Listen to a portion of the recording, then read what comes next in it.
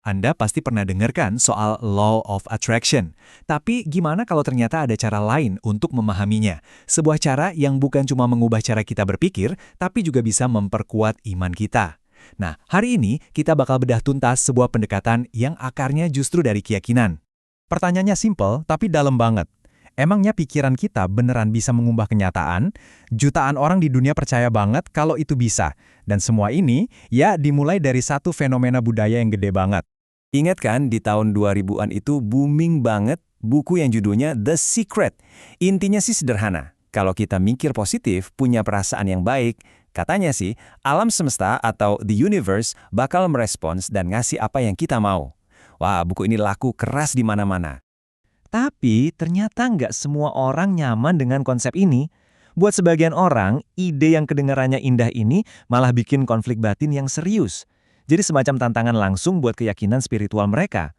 Nah, ini dia nih letak masalahnya. Menurut penulis Mas Rusdin, ada kekhawatiran besar di sini. Kalau kita fokus minta dan berharapnya ke alam semesta, ini bisa-bisa mengganggu nilai tauhid kita, keyakinan utama kita pada keesaan Tuhan.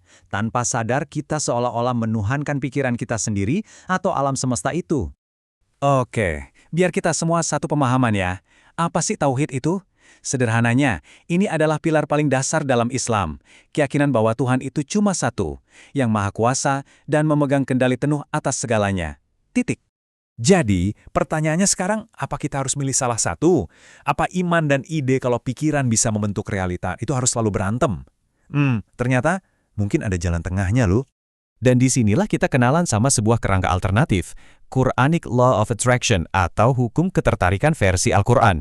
Ini adalah pendekatan yang didesain supaya 100% sejalan sama iman. Kuncinya di mana? Di pergeseran fokus yang sangat mendasar.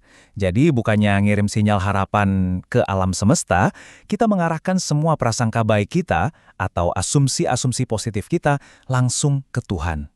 Nah, ini dia game changernya.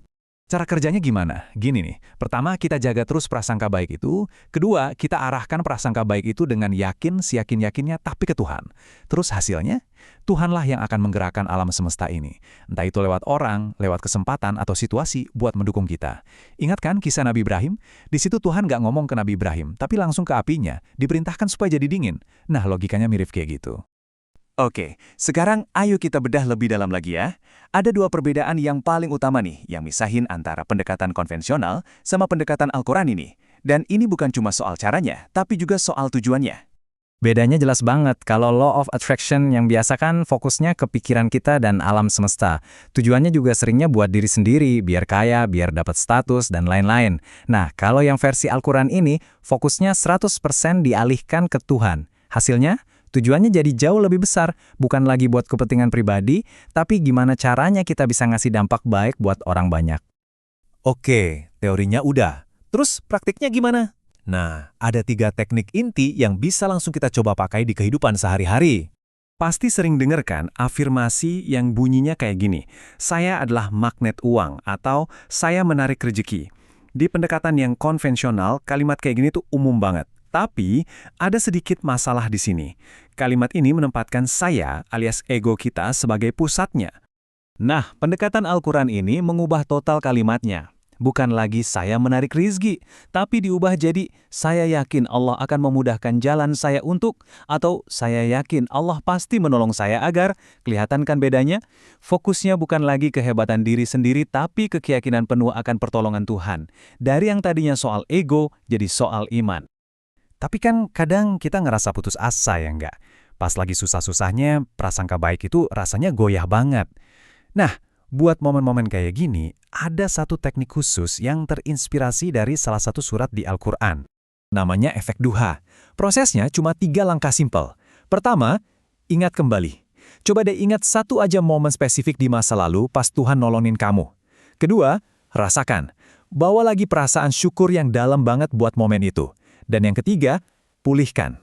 Pakai rasa syukur itu buat memulihkan lagi keyakinan kamu. Kalau dulu aja ditolong, masa sekarang enggak?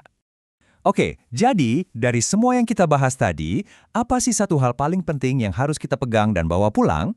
Semuanya itu mengerucut ke satu konsep ini, prasangka baik. Dan ini bukan cuma pikiran positif sesaat ya. Ini adalah sebuah latihan, sebuah praktek aktif yang kita lakukan setiap hari. Komitmen buat terus-terusan punya asumsi positif ke Tuhan, nggak peduli sesulit apapun keadaan yang lagi kita hadapi. Intinya begini, mau seberat apapun masalah yang kita hadapi, bahkan saat kita merasa ada di titik paling bawah sekalipun, pada akhirnya pertolongan Tuhan itu pasti datang. Syaratnya cuma satu, tetap yakin dengan cara terus berprasangka baik. Nah, sebagai penutup, saya mau tinggalin satu pertanyaan buat kita renungkan bareng-bareng. Coba bayangin sejenak deh. Kira-kira apa yang bakal beda dari cara kita bertindak, cara kita mengambil keputusan, dan cara kita menghadapi tantangan kalau kita punya keyakinan 100% bahwa pada akhirnya kita pasti akan ditolong.